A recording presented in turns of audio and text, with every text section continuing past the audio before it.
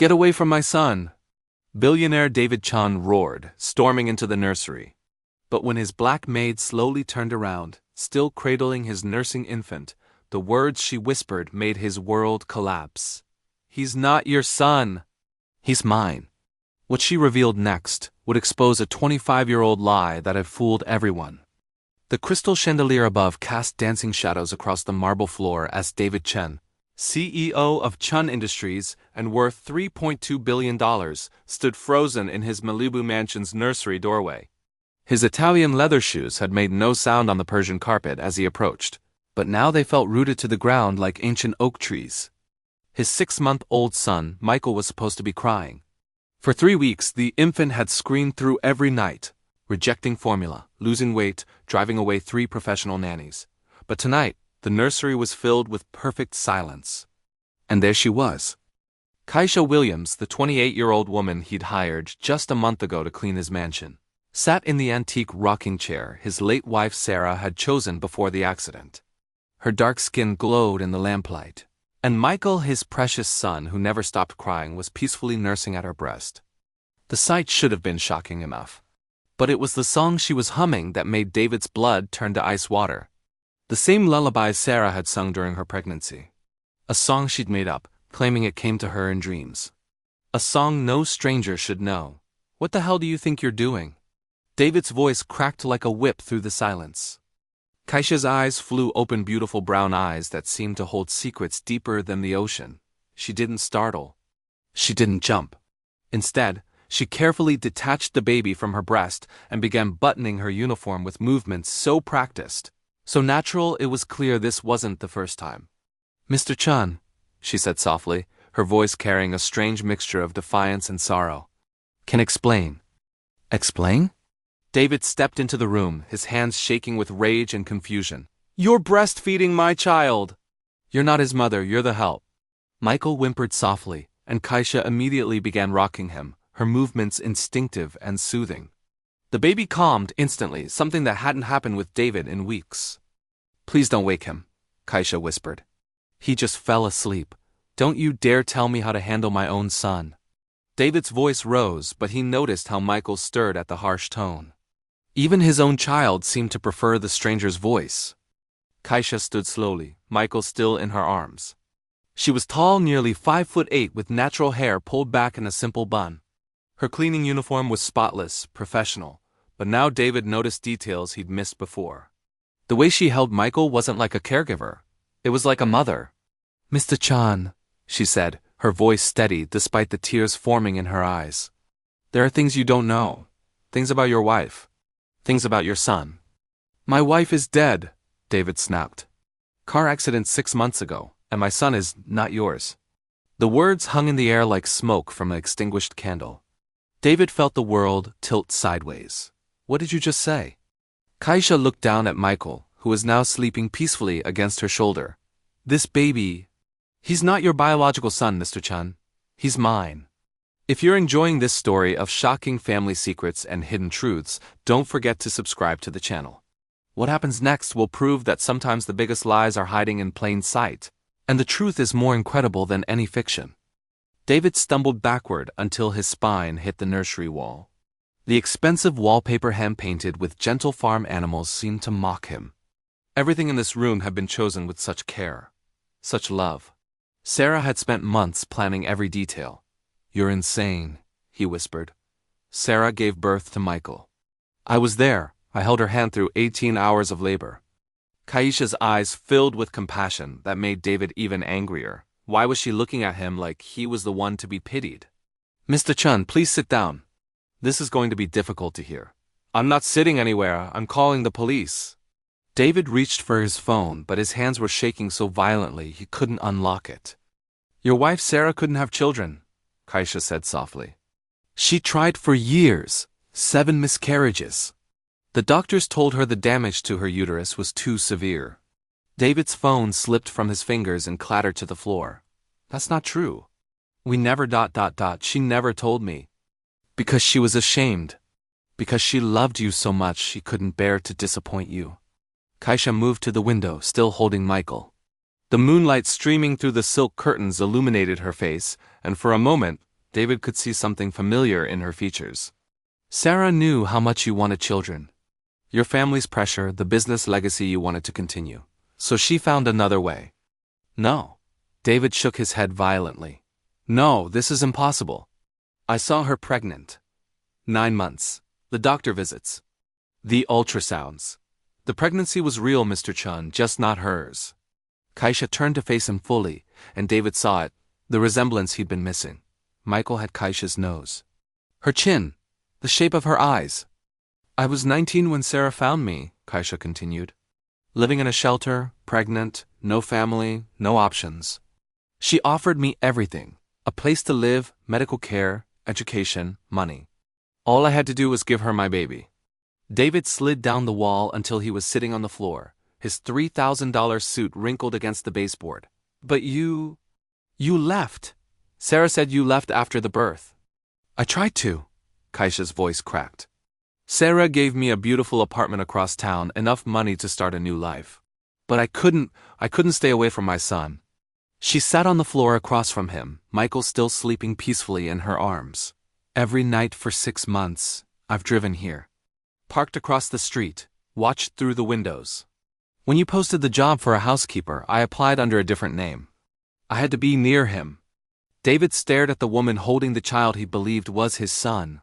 The child who looked nothing like him. The child who'd never responded to him the way he responded to her. The nursing, he whispered. I never stopped producing milk. My body thought he might come back to me someday. Tears were streaming down Kaisha's face now. When the nannies quit and he wouldn't take the bottle, I heard him crying every night. Screaming. I couldn't let him starve. So you've been sneaking into my house, feeding him? Only when you worked late. Only when he needed me. I never took anything. Never disturbed anything. I just ... I just wanted to make sure he was okay. David felt like he was drowning in revelation. His marriage, his child, his entire identity as a father, all built on lies. Sarah knew, he said finally. It wasn't a question. Kaisha nodded. She loved him as much as any mother could. She never meant to hurt you. She just ... She wanted to give you the family you dreamed of. And you? What did you want? Kaisha looked down at Michael, stroking his tiny cheek with infinite tenderness. I wanted him to be happy.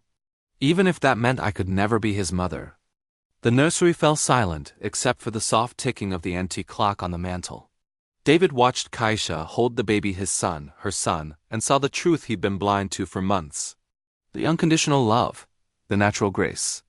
The way Michael calmed instantly in her arms. Prove it, he said finally. What? Prove he's yours. DNA test. Medical records. Something. Kaisha shifted Michael to one arm and reached into her pocket. She pulled out a manila envelope, worn from handling. I've carried this every day for 6 months, she said, sliding it across the floor to him. David opened it with trembling fingers. Inside were medical documents, DNA test results, hospital records. And there, in black and white, was the truth. Kaisha Williams was listed as Michael's biological mother. Sarah Chun was listed as the legal guardian. But there was more. Legal documents. Contracts. A surrogacy agreement that outlined everything, the payments, the secrecy, the transfer of parental rights. She paid you $500,000, David read aloud. Money I never touched. It's still in the account she set up. I didn't want payment for my son. David found another document, Sarah's medical records. Kaisha had been telling the truth, multiple miscarriages. Scarred uterine tissue. A diagnosis of infertility that Sarah had hidden from him for their entire marriage. Why didn't she tell me? His voice was barely a whisper. Because she knew you'd blame yourself. You'd think you were broken somehow. She'd rather carry the secret alone than watch you suffer. David thought of Sarah in those final months. How she'd seemed distant sometimes, sad in quiet moments when she thought he wasn't looking. How she'd held Michael with desperate intensity, as if afraid he might disappear. The accident, he said suddenly. Was it really an accident? Kaisha's face crumbled. She was coming to see me. She'd been struggling with postpartum depression, but it wasn't really postpartum because she hadn't given birth. It was grief over the deception, fear that you'd find out, guilt over keeping me from my son. She was on her way to tell you the truth. She was on her way to bring Michael to me. She'd decided that keeping us apart was wrong. That you deserve to know the truth, and I deserve to know my son. David felt the weight of 6 months of confusion and grief pressing down on his chest. Sarah hadn't just died. She died trying to make things right. The rain that night, Kaisha continued. She was crying, distracted. The other driver ran the red light, but Sarah didn't see it coming because she was looking at Michael in the back seat, trying to soothe him. Her last act was protecting a child who wasn't biologically hers, but whom she loved completely. Michael stirred in Kaisha's arms, making soft baby noises. She automatically began the rocking motion that calmed him, humming the lullaby that Sarah had somehow known. That song, David said. How do you both know it? Kaisha smiled through her tears. I sang it to him every night when I was pregnant. Sarah heard it during one of her visits to the apartment. She said it was the most beautiful thing she'd ever heard, and it became our connection, the one thing that linked all three of us. David closed his eyes, remembering Sarah singing that same melody. She hadn't made it up. She'd learned it from the woman who was growing their child. What happens now? He asked. Kaisha looked at him with eyes full of hope and fear. I don't know. Legally, he's yours. Sarah made sure of that. I signed away my parental rights. But biologically, emotionally, ... He's mine. And I love him more than my own life. David stood up slowly, his legs unsteady. He walked to the window and looked out at the Pacific Ocean, its waves crashing endlessly against the private beach. His entire world had been rewritten in the space of 20 minutes. I've been a terrible father, he said finally. No, you haven't. You just didn't know how to reach him because you weren't speaking his language. But I can teach you. David turned around. You do that? After everything? Mr. Chen, David, I never wanted to take him away from you. I just wanted to be part of his life. Sarah understood that. It's why she was coming to find me that night. Michael opened his eyes and looked directly at David. For the first time in months, the baby didn't cry. Instead, he made a soft cooing sound and reached out one tiny hand. David approached slowly and knelt beside Kaisha. Can I hold him? She placed Michael carefully in David's arms, guiding his hands to support the baby's head and neck. For the first time, Michael didn't stiffen or cry when his legal father held him. He knows, Kaisha said softly. Children can sense love, even when it's complicated. David looked down at the baby Sarah's son, Kaisha's son, somehow his son too, and felt something shift in his chest. Not ownership or possession, but something deeper. Acceptance. Understanding. I have a proposition, he said finally. Kaisha waited. Stay, not as the help, as his mother, as part of this family. David, I don't think... I can't replace Sarah, and you can't pretend you're not his real mother. But maybe we can figure out how to raise him together. How to honor Sarah's memory while giving you the relationship with your son that you deserve. Kaisha stared at him. You do that? I've spent 6 months wondering why nothing felt right. Why Michael seemed like a stranger. Why I felt like I was failing as a father. Now I know. I was trying to be something I'm not, his only parent. But families come in all shapes, don't they? Michael yawned and settled more deeply into David's arms.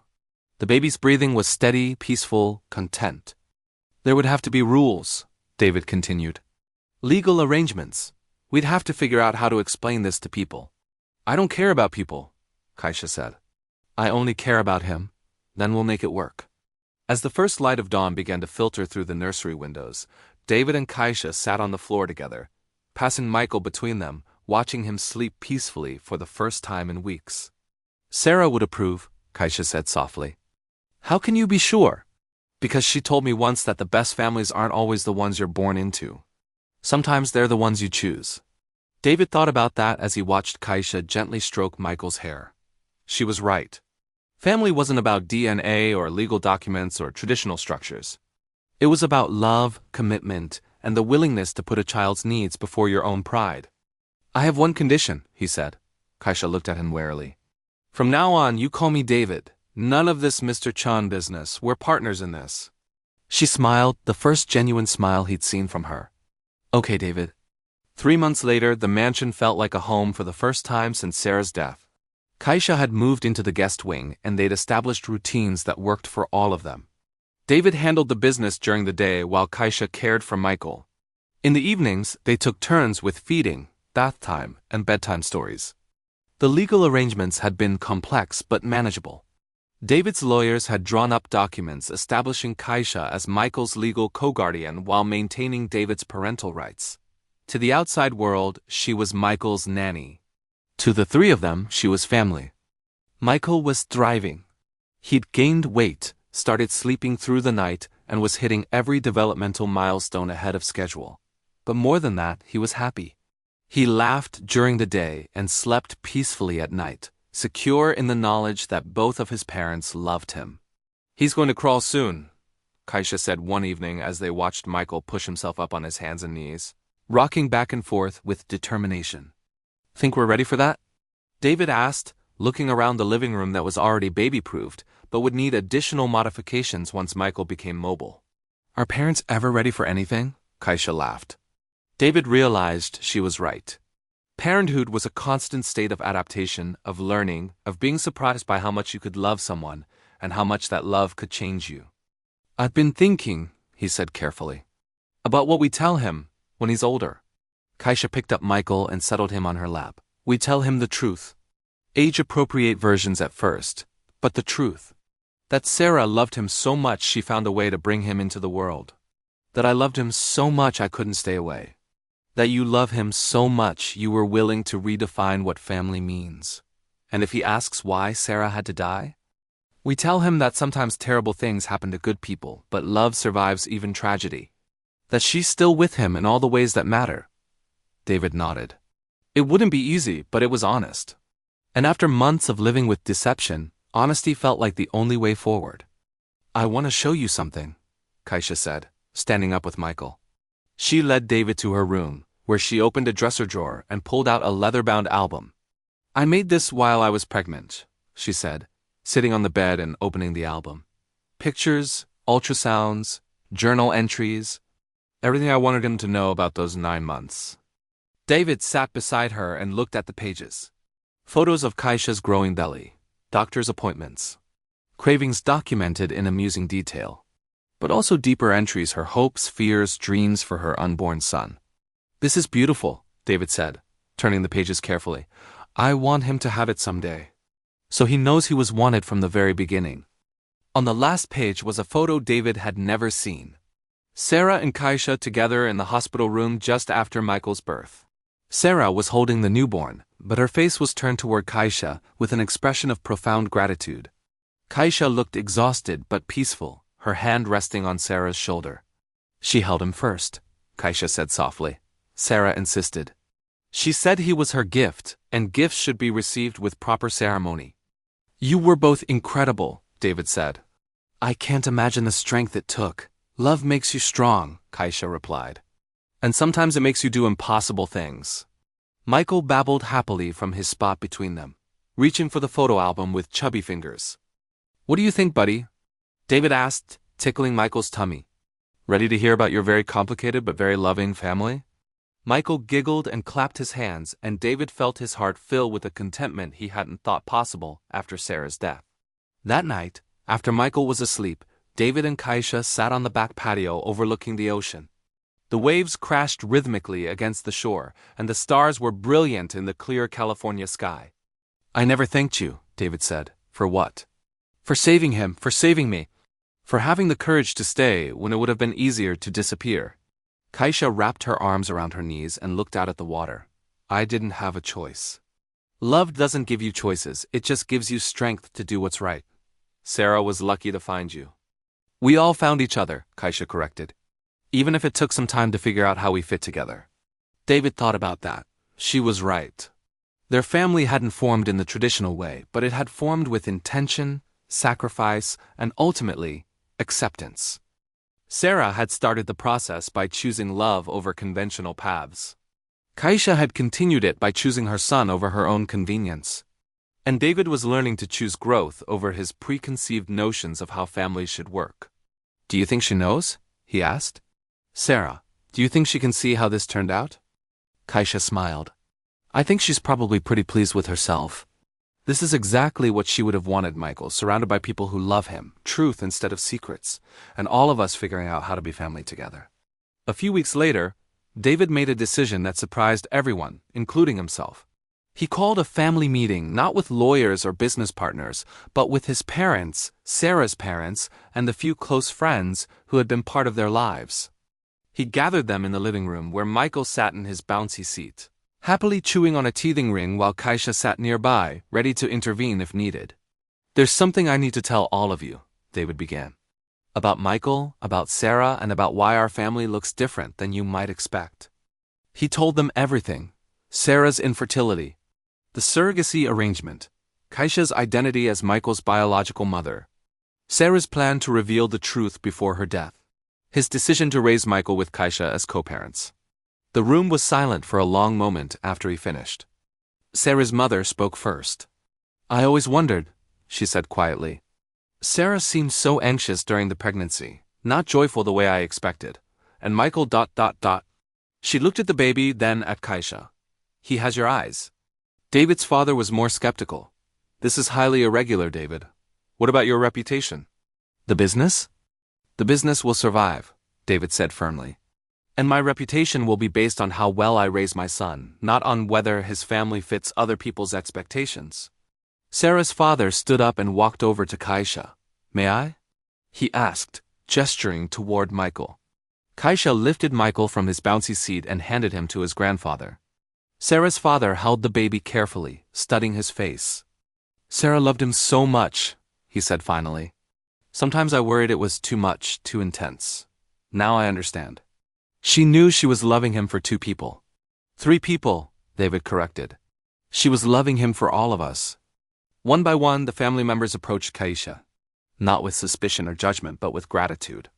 They understood that she could have disappeared, could have demanded custody, could have made things difficult.